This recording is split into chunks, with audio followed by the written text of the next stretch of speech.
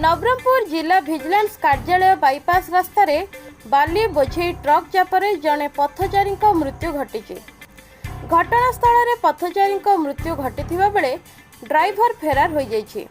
घटनास्थल में town police पहुंची तदंत आरंभ करिछि।